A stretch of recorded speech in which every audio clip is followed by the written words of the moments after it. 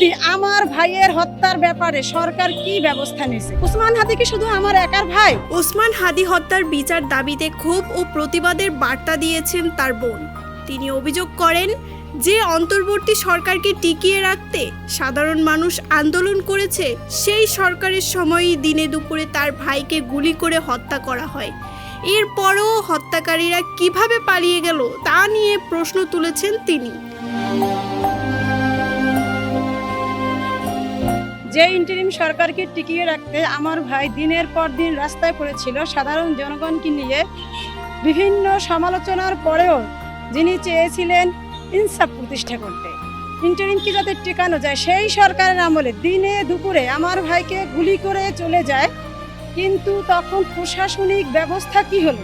তিনি বলেন, জনগণের ট্যাক্সের টাকায় পরিচালিত প্রশাসন ও গোয়েন্দা সংস্থাগুলো কেন অপরাধীদের আটক করতে পারেনি, তার জবাব দেশবাসী জানতে চায়। আন্দোলনকারীদের বারবার নির্বাচন বানচালের অভিযোগ দেওয়া হলেও তারা নির্বাচন হতে দিয়েছে বলেও উল্লেখ করেন তিনি।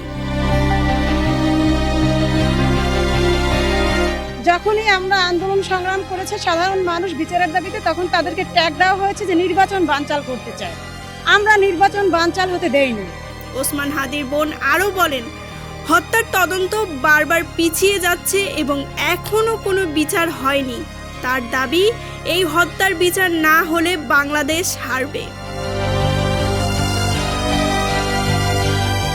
ওসমান হাদি হত্যার বিচার যদি না হয় বাংলাদেশ হেরে যাবে। আমরা বাংলাদেশকে হেরে যেতে দিব না। তিনি জানান, বিচার না হওয়া পর্যন্ত সাধারণ মানুষ, শিক্ষার্থী, শ্রমজীবী সহ সবাইকে নিয়ে রাজপথে আন্দোলন চালিয়ে যাবেন।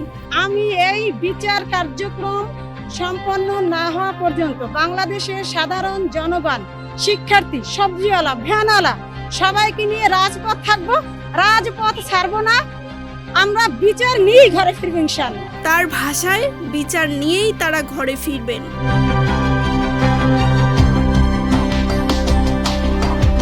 Meherunnesa Baishakhi, face the people, desk report.